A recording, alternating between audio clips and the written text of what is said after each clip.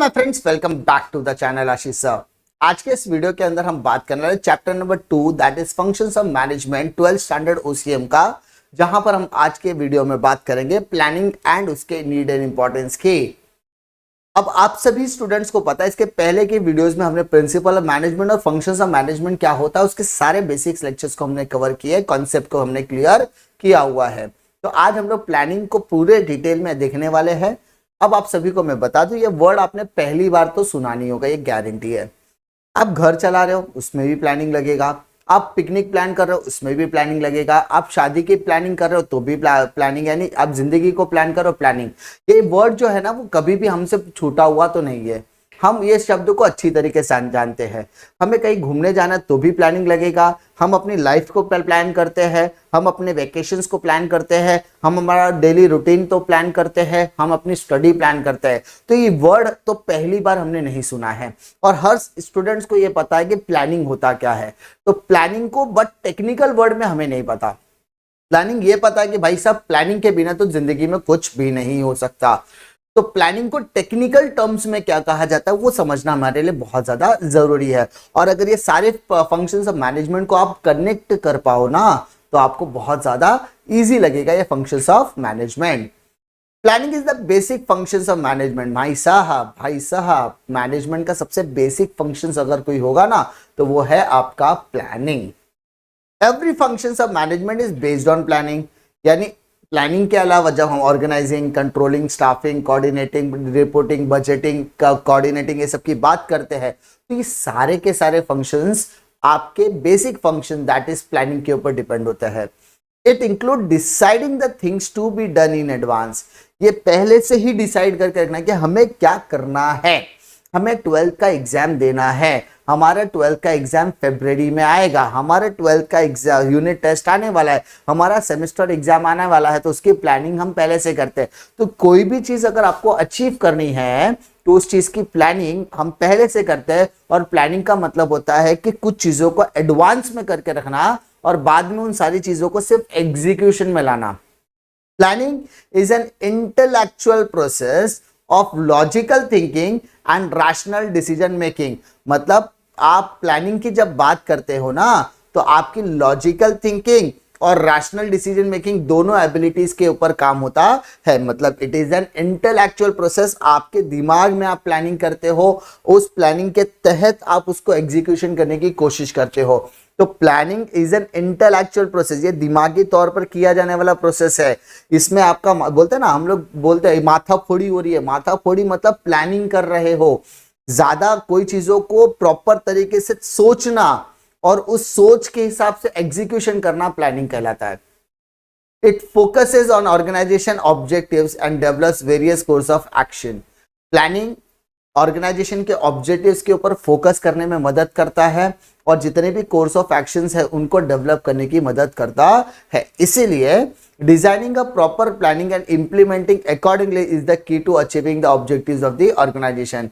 Planning तो करने के लिए आप कर देते हो, लेकिन आप उसका एग्जीक्यूशन कर पा रहे हो क्या, वो आपके लिए बहुत ज्यादा अहमियत रखता है। तो किसी भी चीज के बारे में किसी भी तरीके की प्लानिंग करने के बाद आपका सबसे इंपॉर्टेंट पार्ट होता है इंप्लीमेंटिंग द प्लान। आपने जो प्लान किया उसको आप एग्जीक्यूशन में लेकर आओगे तब। तो प्लानिंग करने का जब आप उसका एग्जीक्यूशन प्रॉपर करोगे तो भाई साहब आप ऑर्गेनाइजेशन के ऑब्जेक्टिव्स को 100% एग्जीक्यूट में करते हो तो ऑब्वियसली आप उसको 100% ऑर्गेनाइजेशन ऑब्जेक्टिव को अचीव कर सकते हो। अगर शॉर्ट में कहा जाए तो planning is a detailed programme of future course of action. अभी आपने देखा होगा, रियलिटी शोज देखे होंगे या आपने टीवी सीरियल्स देखा होगा। सर नहीं देखते क्या? देखते हैं, हर बच्चा देखता है। हमारे देश के अंदर एक ही चीज है चलती है, रोना धोना रोना धोना रोना धोना, दैट इज टीवी सीरियल्स। तो अगर आप बोलोगे किसी भी टीवी सीरियल को उठा दो तो उनका उस चैनल के अंदर जो आधे घंटे का प्रोग्राम होता है उसमें कब सीन्स खुलेगा, कब एपिसोड स्टार्ट होगा, कितना टाइम इंट्रोडक्शन है, कितना एग्जीक्यूशन होगा, कितना एपिसोड चलेगा, फिर कब उसका ब्रेक आएगा, ब्रेक में कितने एडवर्टीजमेंट चलेंगे, कितने सेकंड के एडवर्टीजमेंट चलेंगे, उसके बाद हमारा जो सेकंड पार्ट कब शुरू होगा, फिर वो 20 मिनट के बाद फिर एक ब्रेक आएगा, फिर 5 मिनट 2 मिनट 3 मिनट का ब्रेक होगा। 3 मिनट के ब्रेक में कितने एडवर्टीजमेंट चलेंगे, ठीक है, कौन सी कंपनी के एडवर्टीजमेंट चलेंगे, वो सारी चीजें पूरी तरीके से प्लान की जाती है। तो प्लानिंग का मतलब ही होता है कि इसको डिटेल में हम प्रोग्राम करके रखते हैं हमारे किए जाने वाले एक्शंस का।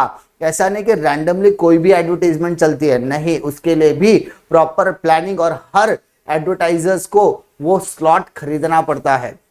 अंडरस्टूड। अब माय डियर, डेफिनेशन की हम लोग बात करते हैं। यहां पर फर्स्ट डेफिनेशन दिया गया नूड्स एंड ओडेनल का। उनका मानना क्या है, planning is deciding in advance what to do, how to do it, when to do it and who is to do it. अब आपको समझना पड़ेगा, इतना डेफिनेशन आपके लिए बहुत ज्यादा इंपॉर्टेंट है कि प्लानिंग आपसे 4 चीजें मांगता है। 4 क्वेश्चन का अगर आपने आंसर निकाल दिया मतलब आपने प्लानिंग किया। तो प्लानिंग ये 4 चीजों के एडवांस में सोचने पर मजबूर करता है कि भाई साहब करना क्या है, व्हाट टू डू, क्या करना है, हाउ टू डू इट, कैसे करना है, क्या करना है, कैसे करना है, क्या करना है, कैसे करना है, कब करना है, when to do it and who is to do it, कौन करेगा, क्या करना है, कैसे करना है, ठीक है, कब करना है, कौन करेगा। ये 4 क्वेश्चन के अगर आपको आंसर मिल गए मतलब आप प्लानिंग कर सकते हो। इसका मतलब planning bridges the gap from where we are and where we want to go. It makes possible things to occur which would not otherwise occur. मतलब प्लानिंग जो होता है वो गैप को फिल करने का काम करता है कि हम कहां पर है और हमें कहां पर जाना है, हम कहां पर है और हमें कहां पर जाना है। ये 2 चीजों के बीच में गैप फिलिंग करने के लिए हम प्लानिंग का इस्तेमाल करते हैं ताकि किसी भी तरीके का मिसचीफ नहीं होना चाहिए। प्लानिंग पूरे के पूरे प्रोग्राम को डिटेल में एनालाइज करना, सारी चीजों को पहले से डिसाइड करने की प्रोसेस को ही प्लानिंग कहा जाता है। जेम्स टोनर क्या कहते हैं, देखिए, planning is the process of establishing goals and suitable courses of action for achieving these goals. Planning क्या करता है कि आप अपने कंपनी के ऑर्गेनाइजेशन ऑब्जेक्टिव्स को पहले से स्टैब्लिश करते हो और उस ऑर्गेनाइजेशन ऑब्जेक्टिव को अचीव करने के लिए अपने कोर्स ऑफ एक्शन को डिसाइड करना, इसी चीज को हम लोग कहते हैं प्लानिंग। नाउ मूव टू बेटा फर्स्ट पॉइंट। अब हम लोग बात करेंगे इंपॉर्टेंस ऑफ प्लानिंग की। इसे सिग्निफिकेंस ऑफ प्लानिंग भी कहा जाता है, इसे नीड ऑफ प्लानिंग भी कहा जाएगा। तो इसे आप अलग अलग नामों से जान सकते हो, नीड ऑफ प्लानिंग कहा जाए या आपको सिग्निफिकेंस ऑफ प्लानिंग कहा जाए, तो इसका मतलब डरने की कोई बात नहीं है, ठीक है। अब माय डियर, प्लानिंग की अहमियत क्या है, प्लानिंग की जरूरत क्या है, प्लानिंग की क्या इंपॉर्टेंस है, वो समझ के लेते हैं हम लोग। पहला, helps to set clear objectives. Planning is concern with the setting objectives, target, formulating plans to achieve them. Planning बात करता है, प्लानिंग सेट करता है क्या, ऑब्जेक्टिव्स को, मकसद को, टारगेट को, मंजिल को, और formulating plans to achieve them, यानी ऑर्गेनाइजेशन का क्या मकसद है, ऑर्गेनाइजेशन का क्या ऑब्जेक्टिव्स है, उसको पाने के लिए जो चीजें हम एक्शन में लाते हैं उस चीज को प्लानिंग कहते हैं।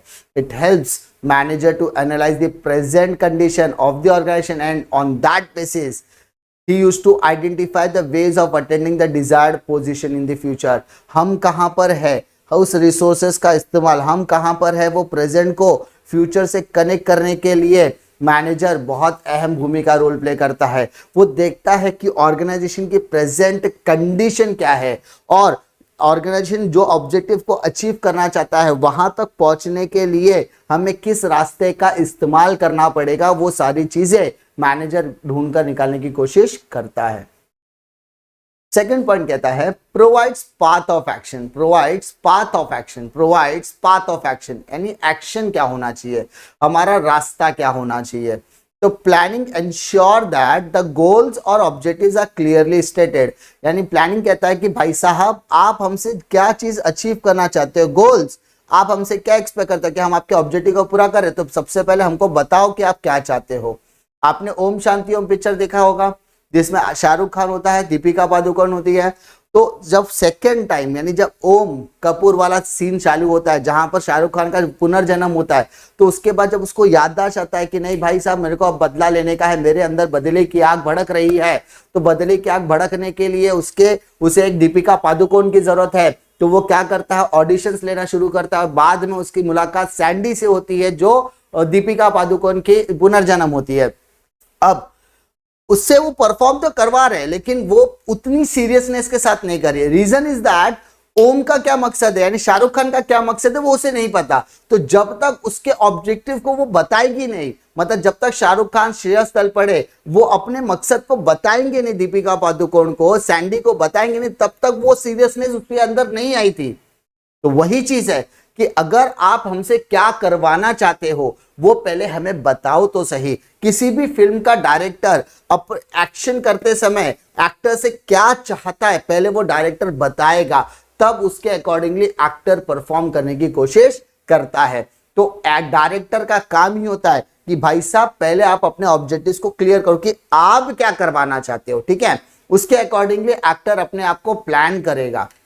They act as a guide and they provide direction for doing the right things at the right time with the right way. जब आप उसको प्रॉपर गाइड करोगे ना तो उसको समझ में आएगा, अच्छा मुझे ये चीज करना है, तो राइट टाइम पे वो राइट चीजें करेगा और राइट तरीके से करेगा। It helps employee to know the organization has to do and what they must do for achieving the goal. तब एम्प्लॉय को लगता है, तब ऑर्गेनाइजेशन को लगता है कि नहीं भाई साहब हमें क्या करना था, क्या करना है और कैसे करना है, ये सारी चीजों का आंसर उसे ऑटोमेटिकली मिल जाता है उस ऑर्गेनाइजेशन के ऑब्जेक्टिव को पूरा करने के लिए।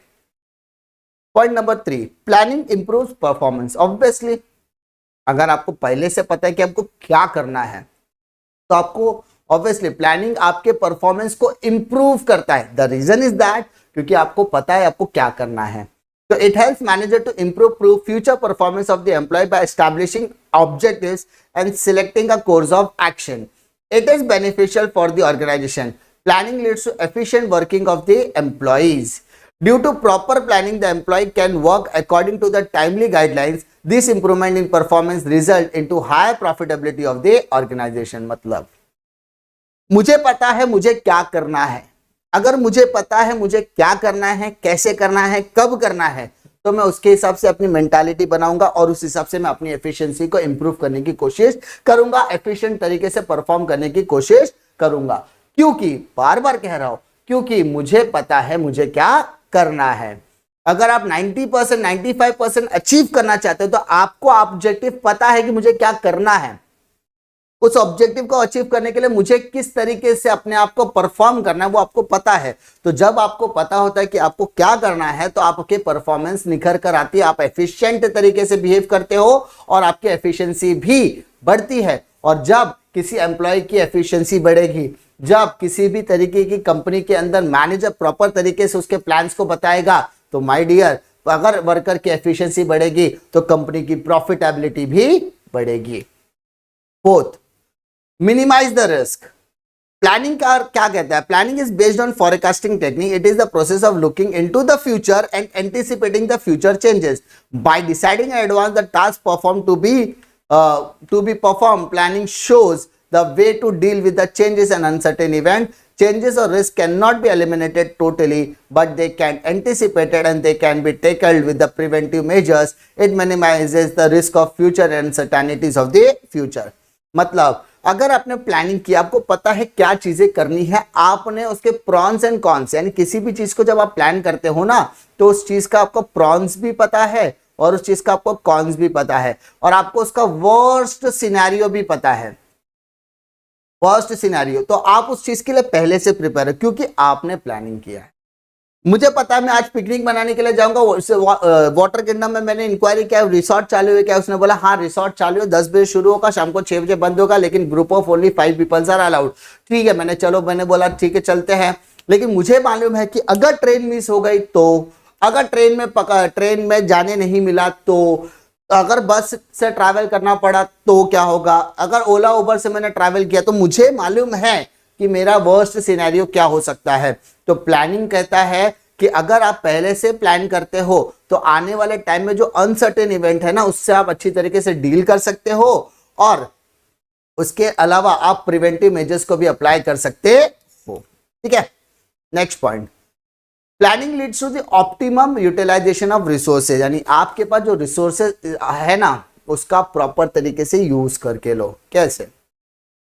Organization plans are prepared by taking into the consideration the availability of the resources and proper allocation of resources for various activities. It also facilitates optimum utilization of resources, which brings higher efficiency and better results.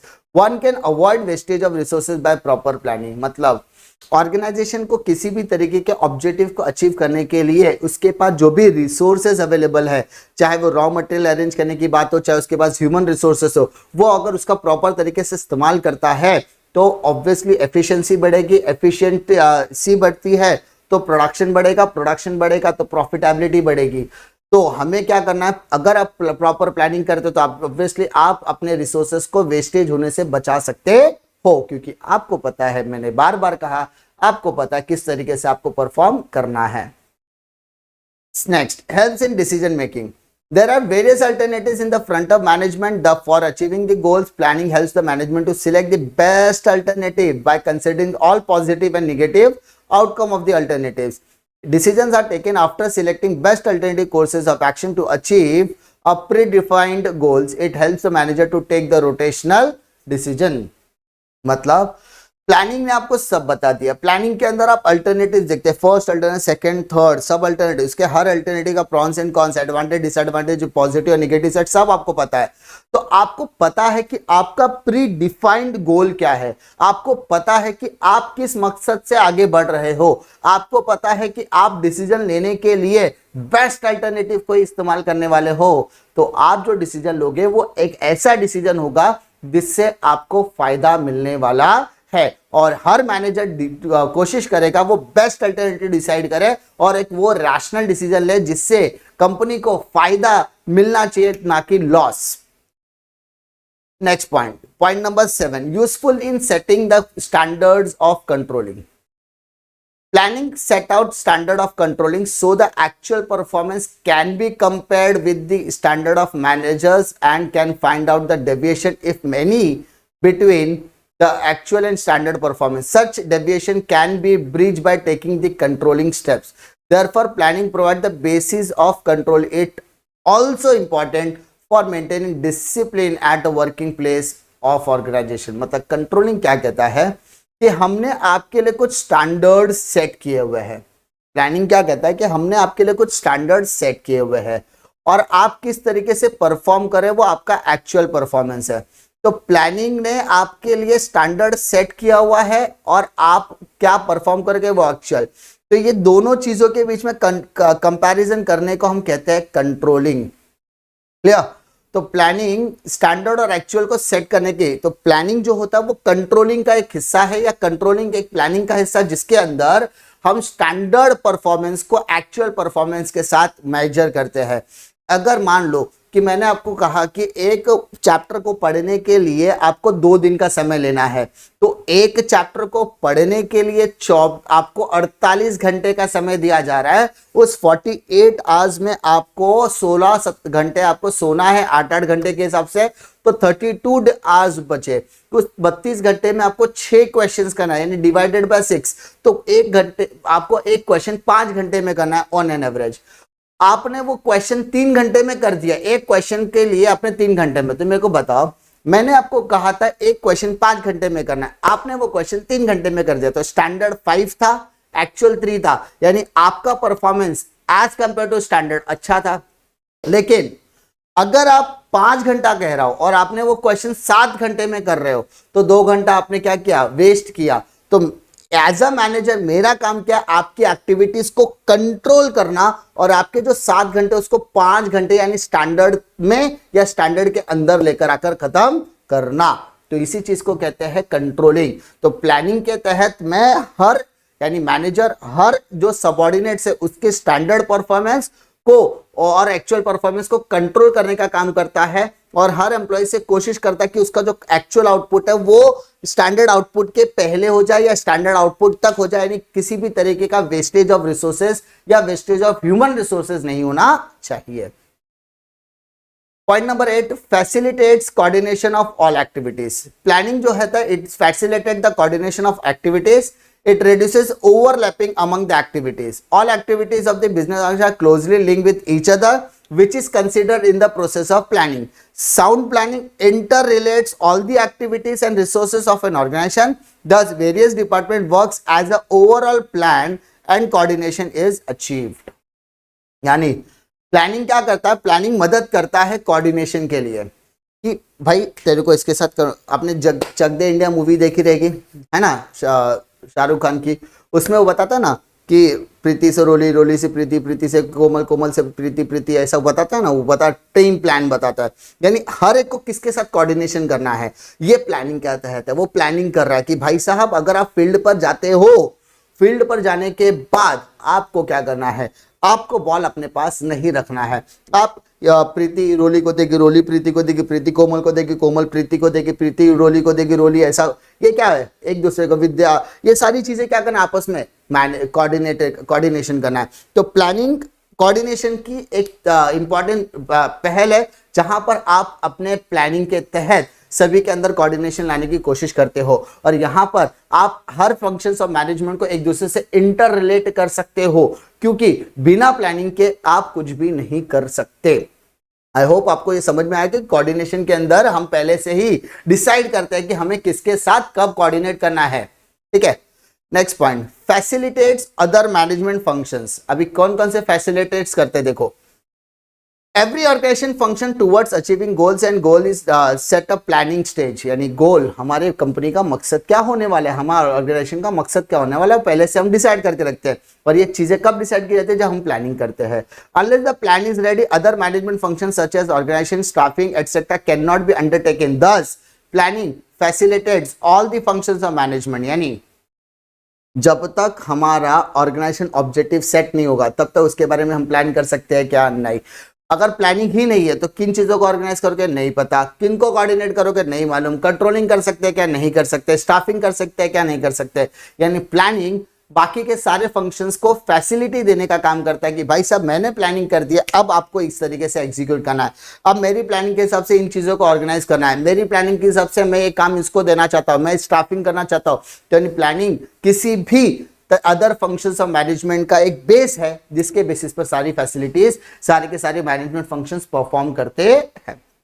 Next point, promotes innovative ideas. Planning is the best basic functions of management. It is the process of decision making which involves promotion of innovative ideas after critical thinking. Ultimately, these innovative plans result into attainment of the goals of the organization. It is the most challenging activity for the management as it guides all future actions leading to the growth and prosperity of the organization. मतलब भाई साहब हम planning कर रहे हैं, अगर उस organisation के गोल्स को अचीव करने के लिए किसी भी तरीके के इनोवेटिव आइडियाज की जरूरत है तो मैनेजर कैन अडॉप्ट। मैनेजर जब वो सारी चीजें अपने सबऑर्डिनेट्स के साथ डिस्कस करता है, और मकसद तो सबका, मैनेजर का भी मकसद ऑर्गेनाइजेशन के ऑब्जेक्टिव को अचीव करना, सबऑर्डिनेट्स का मकसद भी वही है।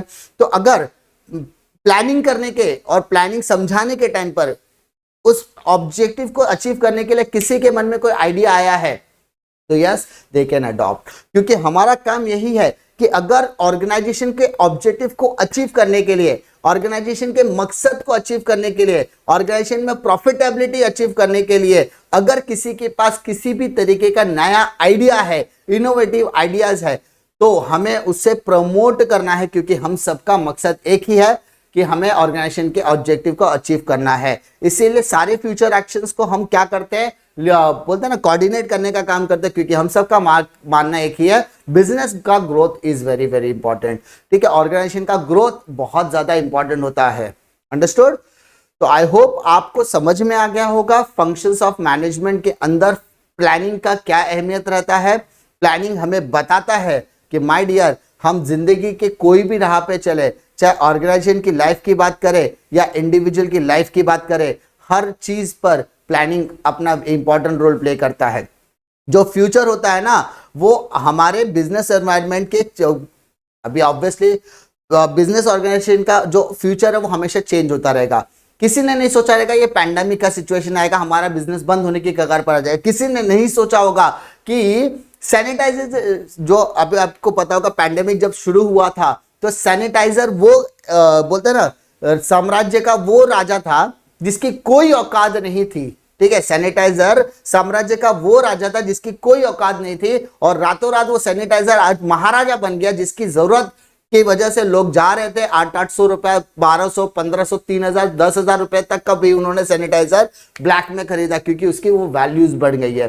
तो किसी को नहीं पता था किसकी अहमियत कब बन जाएगी, और एक अच्छा खासा ग्रोथ लेने वाला, लोग कहते थे सिनेमा हॉल कभी बंद नहीं हो सकता, लोग कहते थे मॉल कभी बंद नहीं हो सकता, ये सब 100% प्रॉफिट मेकिंग इंडस्ट्रीज है, ये कभी भी बंद नहीं हो सकती। तो आज पैंडेमिक ने उनको भी, तो हर बिजनेस ऑर्गेनाइजेशन के अंदर अप्स एंड डाउन्स तो बेटा आते ही रहते हैं, बट ये अप्स एंड डाउन्स आपको कुछ मौका भी देती है और किसी के लिए मौका परस्त भी होती है, किसी को वो आगे लेकर जाने का काम करती है तो किसी को धाराशाही भी करती है। तो उन सारी चीजों से उभरने के लिए आपको सिर्फ एक ही चीजों की जरूरत है, दैट इज प्रॉपर प्लानिंग।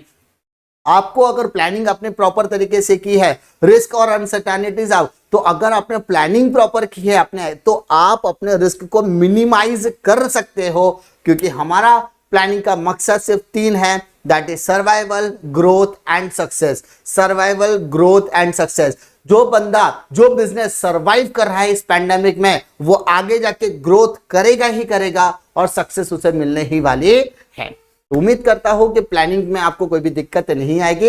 इसी तरीके की वीडियो के लिए चैनल पे जरूर बने रहे। वीडियो पसंद आता तो लाइक करो, दोस्तों में जरूर शेयर कीजिए, और अगर अभी तक आपने टेलीग्राम चैनल नहीं ज्वाइन किया तो ज्वाइन कर लीजिए। सारी चीजों की अपडेट वहां पर आपको मिलते रहने वाली है, डिस्क्रिप्शन में आपको लिंक जरूर मिल जाएगा। मिलता हूं मैं आपको अगले वीडियो में एक और नए लेक्चर वीडियो के साथ, तब तक के लिए जय हिंद।